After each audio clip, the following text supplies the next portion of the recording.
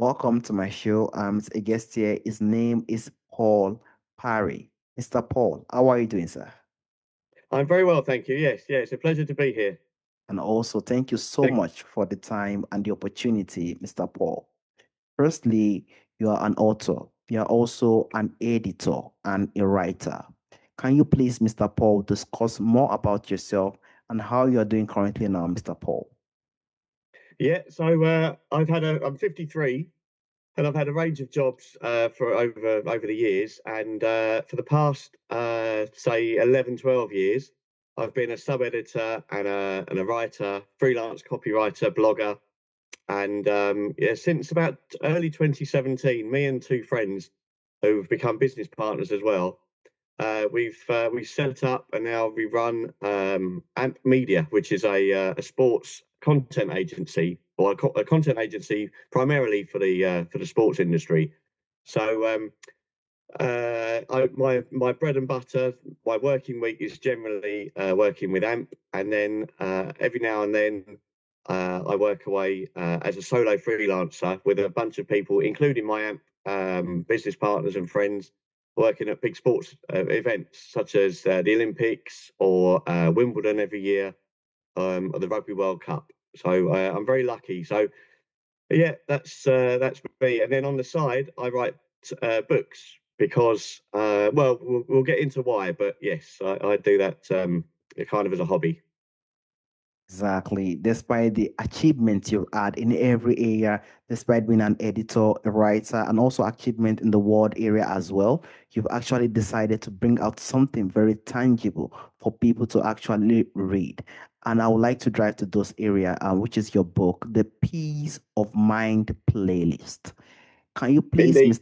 Exactly. Can you please, Mr. Yeah. Paul, discuss more on the book? And do you also plan to write more books in the coming future, Mr. Paul?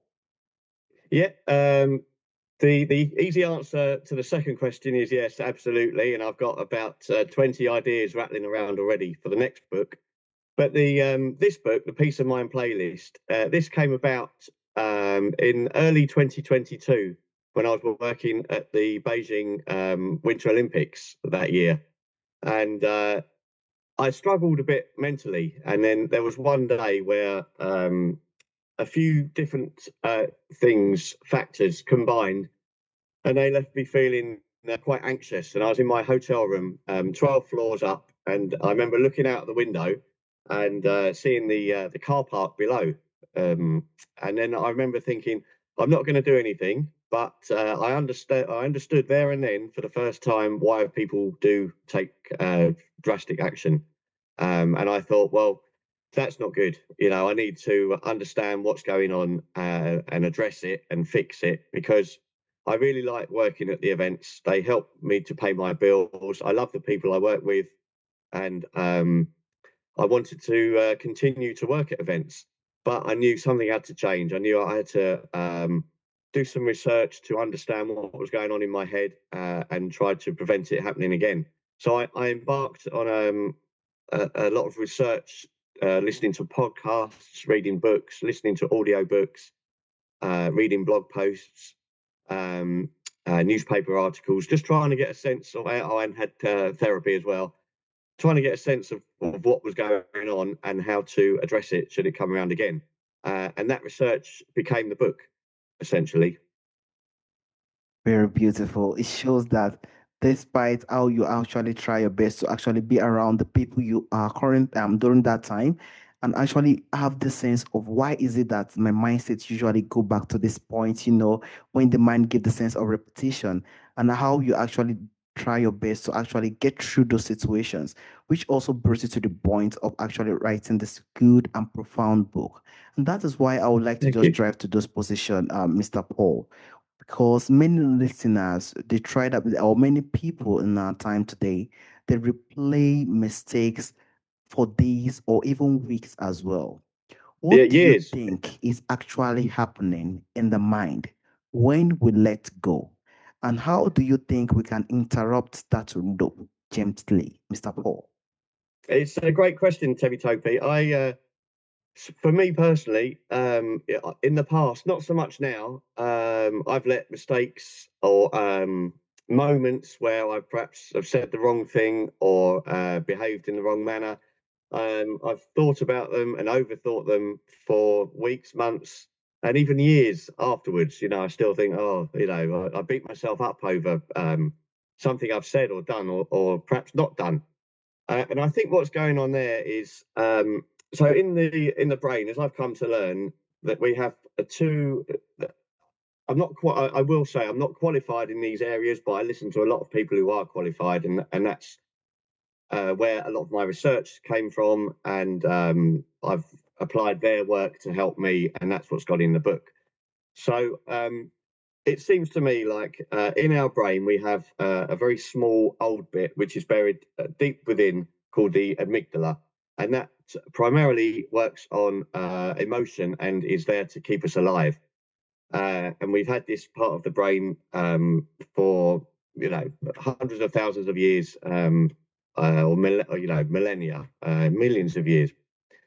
And then, as humans have evolved, we've developed the outer brain, and the prefrontal cortex, which is just behind this bit, helps us plan and reason and understand and look forward to things.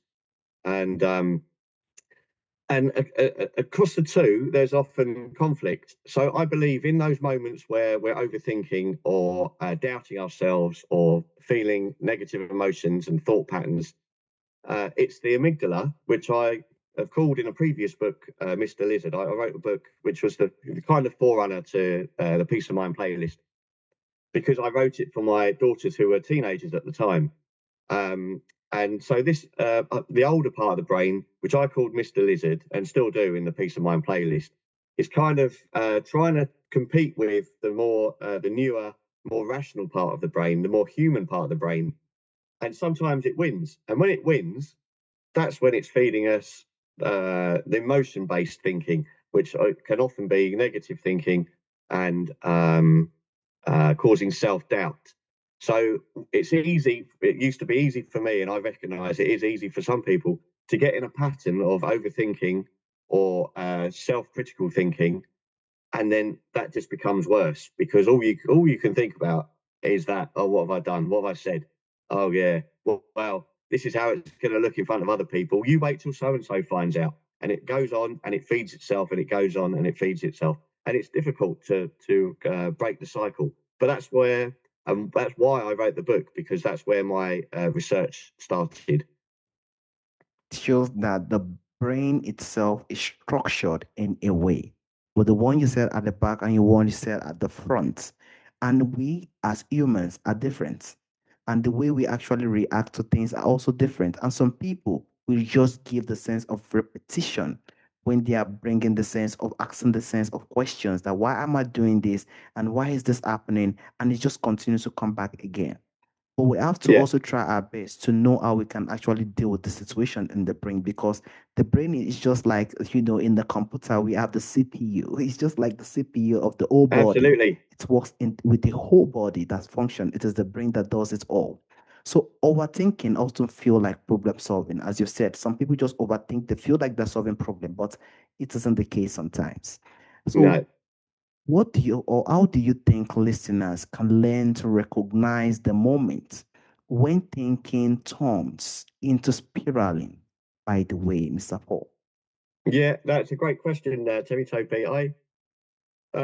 One author and expert on these matters is Dr. Steve Peters, who wrote the Chimp Paradox, which was a big help for me.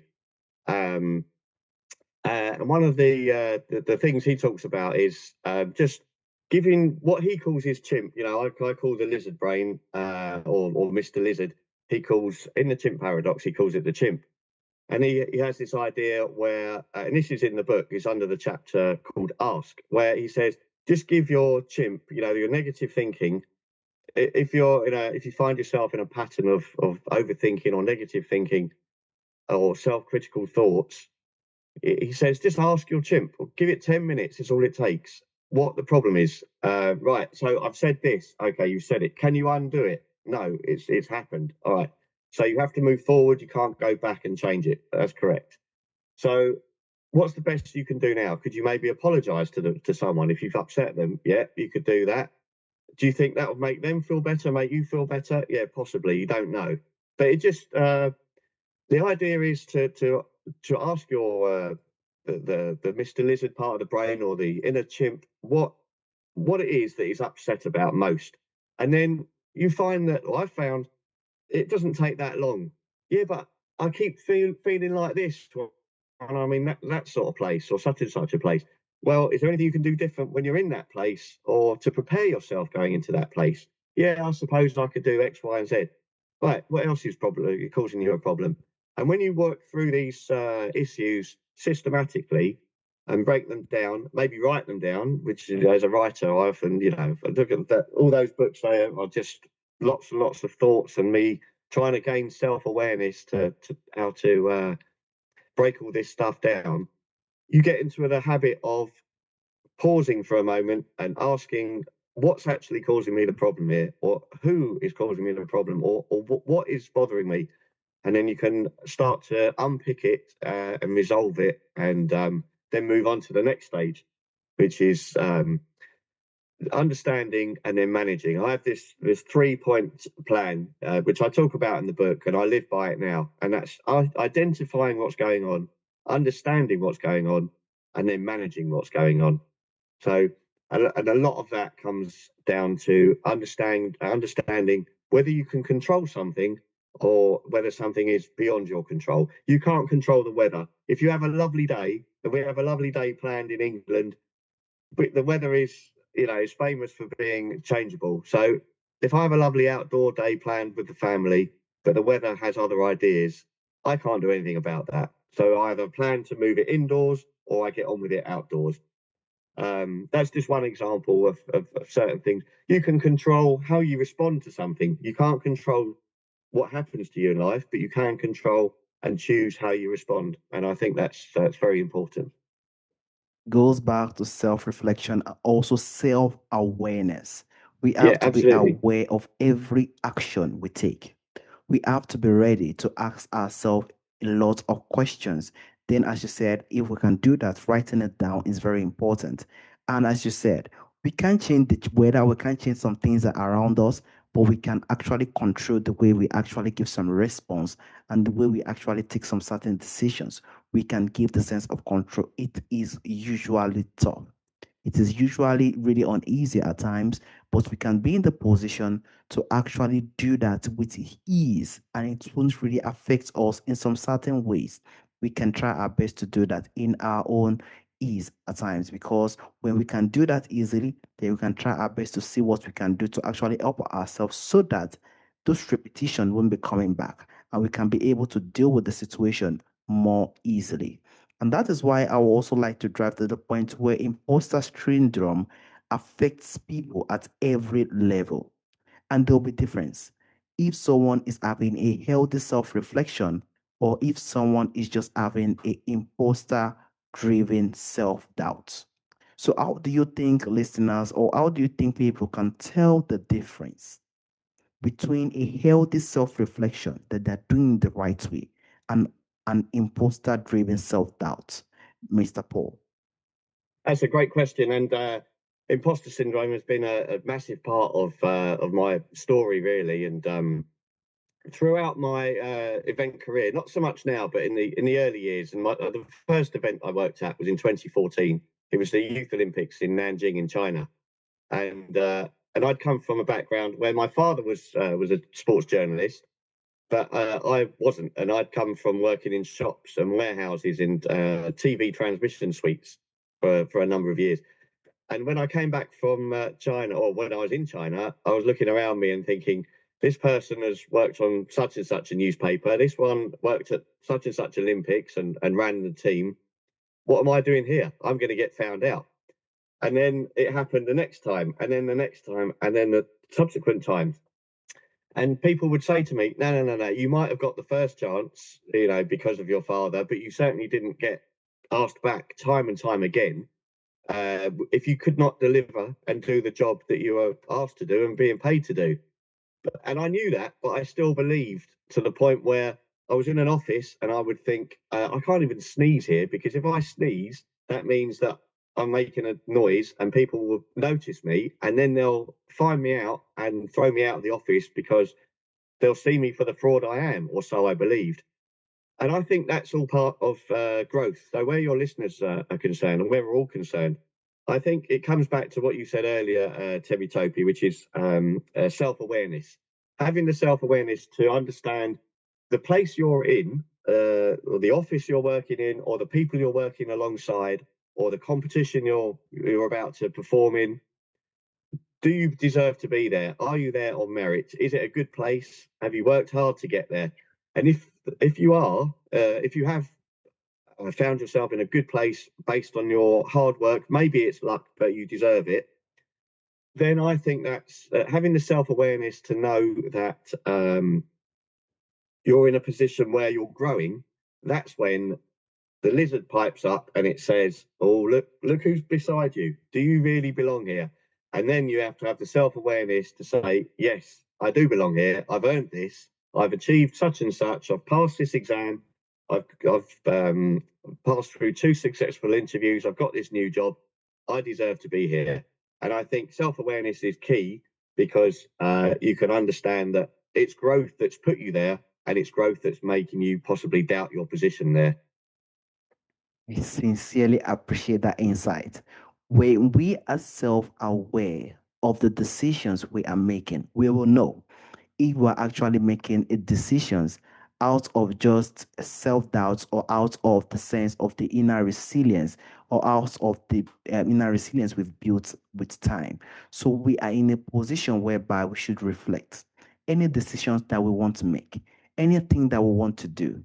Just as you've made an example of going to an event, is this right for me? And those questions to come in a position whereby we understand who we are, we understand how we are meant to be, we understand our ups and downs, and we will always know if it is the right decision to make. And if it is the right decision, we know what to do at the right moment, and we know how we should practice enough to actually make sure we meet up to the expectation of such activity. And that shows that we are actually aligned with what our body wants. We're aligned with what the body wants, and we are not living out of self doubt or out of overthinking. We know what we are doing, we are taking the action, and we are doing it very, very much wisely. And I would just like to note if you have any daily habits or any small habits, listeners can also try their best to practice daily. I do not know, but you'll really empathize simple and repeatable habits that we can do to help us along the way in this perspective. So, what do you think are one of the small habits listeners can practice daily to strengthen that emotional resilience, Mr. Paul? I've got two for you. I think it's a great question because this is what I was searching for when I was in Beijing and struggling a little bit, and I had nothing. So, I've got in the book now, there are 18 strategies, and two of those I'll give you now. And one of those is a breathing exercise. And you can either do it with your eyes closed, or you can do it holding your mobile phone or looking at a picture frame, anything where there are four corners, four sides, or you can just imagine it. And I breathe in through my nose and I count to four. And as I'm counting to four, I'm looking across from the left hand corner at the top to the right hand corner at the top. And then I breathe out and I count to four as I'm going down the side. And then I hold my breath after I've breathed out, count to four along the bottom, and then back up to the top as I'm breathing back in. And then you find that it physically calms you down. It slows your heart rate, and you feel, if you do it a few times, maybe take yourself away from the situation if it's possible. Like for me, take myself out of the office that's stressing me out a little bit. Go to the toilet or go for a little brief walk, 5 or 10 minutes. Do this a few times. If it's in nature, even better, and that helps to calm me down. And the second suggestion I'll give to you, Terry Topi, is about gratitude.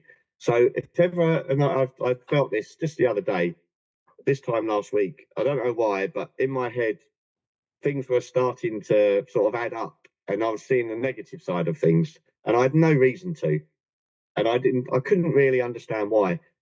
So I managed it. What I did was I decided to turn to my favourite strategy, which is thinking of gratitude, having gratitude at the center and thinking of 10 things that I'm grateful for there and then.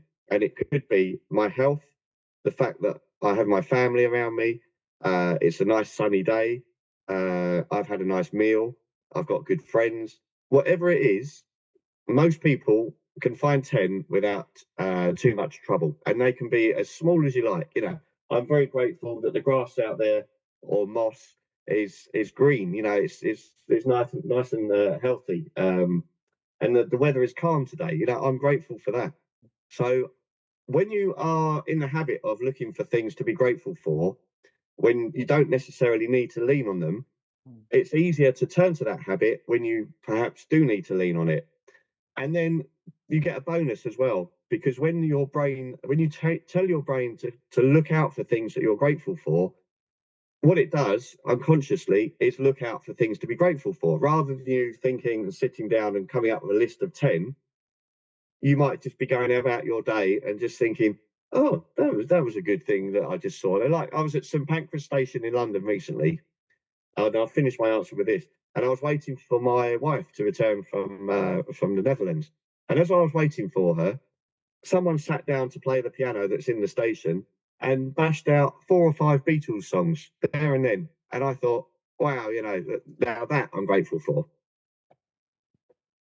We have to live a life of appreciation. Appreciation is also a way of us actually bringing ourselves back to the position where we can strengthen our emotional resilience. When we appreciate people, we appreciate the people we find around us, we appreciate the little that we have around us, we appreciate the nature that we have, we appreciate the gifts of life. We live a life of appreciation. We realize that those appreciation bring a sense of reflection back to us because now people also start to appreciate you. It usually helps us to strengthen our emotional resilience. So every single day, we can just continue to just appreciate the little things we find around us. Let us continue to see it as something we are 100% used to. We are used to it to just give the sense of appreciation. It helps in many, many ways. I would just like to go back to your book, Mr. Paul, the Peace of Mind playlist. And if you just think there is one message from your book that you will want the listeners or everyone to remember about mistake, self-worth, and moving forward, what do you think it will be, Mr. Paul? It's a great question. I think acceptance is the key. Being kind, when you're kind to someone else, you might be holding the door open for them, or you might buy someone a coffee. Just the small acts of kindness and obviously bigger acts of kindness, they work two ways. They make you feel better and they make the other person feel better because um, you've done something for them. And that releases a neurotransmitter in the brain called oxytocin. It makes us feel good. It's one of the neurotransmitters that makes us feel good and happy with ourselves. But I'd say the key goes beyond that, and it's about being kind to yourself before you're kind to anyone, and that you get through acceptance. So if I've made mistakes, and of course I've made more than my fair share of mistakes, and I've overthought them, and some are in the book, and there's plenty more as well that are not in the book. But I just say to myself, look, no one's perfect. Everyone makes mistakes. It's how I choose to respond to the mistake and try not to repeat it, obviously. But I accept that I'm human and I make them, and I can't go back and undo what I've already done. It doesn't work like that. So I just have to accept what I've done, make the best of it, apologize if I need to, or just try and alter my behavior so that I don't make the same mistake again. And then I can move on. And I think once you realize, and again, it comes back to the question of control and Yeah. understanding and having the self-awareness about what you can control and what you can't control. And with that, you can gain acceptance and give yourself acceptance. I sincerely appreciate the message you've brought up, Mr. Paul. When we are kind to ourselves, it helps us in many ways. Because despite every single person we meet in life, despite the challenges and how we question ourselves, when we are kind to ourselves, it helps us in many ways to solve a lot of situations ahead of life, bringing the sense of appreciation, being kind to ourselves, being kind to others are really a tool that can help us to continue to groom, stay strong, and also become someone tangible in life. I also want to thank you for the insight and everything that you actually brought on the table in regards to us to be in the position to actually give the sense of strength and also be ourselves in everything that we do, and also try our best to look for strategies that can help us to be in the position we don't give ourselves unnecessary thinking that could really, really be a damage to us along the way. Mr. Paul, there's also a question that I usually ask during the end of the show. From our forefathers, from our ancestors, there are a lot of beautiful things that do exist during our ancestral time that is missing in our time today. If there is anyone or anything we would like to bring back to our time today, Mr. Paul, what do you think that thing will be, Mr. Paul? Probably the kindness question, the factor, if you can be, it doesn't matter which generation or which era or which point in history we're living in, kindness is always a possibility and it's a choice. And I think choosing to be kind to yourself and to those around you just leads to a happier life, for you and those around you. And I'm reading another book at the moment. It's called The Psychology of Money, and it's a good read by Morgan Housel. I'm only about a quarter of the way through it, and I've just read a passage that talks about having enough, and recognizing when people can recognize and understand that they have enough, and it comes back to gratitude as well. I think that's very powerful. And again, that could apply to us living as humans today, or 100 years ago, 1,000 years ago, or even further back. So yeah, these are fundamental questions, and it all comes back to, as you said a while ago, Temi Topi. It's about self awareness. So I hope that answers your question. Definitely does. We are all humans, and during our time, during those historic time, people were kinder. People showed a sense of love. They were kind, and they're also kind to themselves because a lot of influence that will make them feel distracted are not really existing during that time.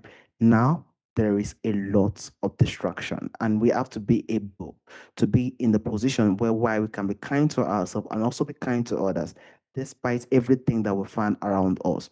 We are also the source of the people that can also be others that will also be coming in the coming future and say there are also others who have done this, and we can just continue to carry on from there.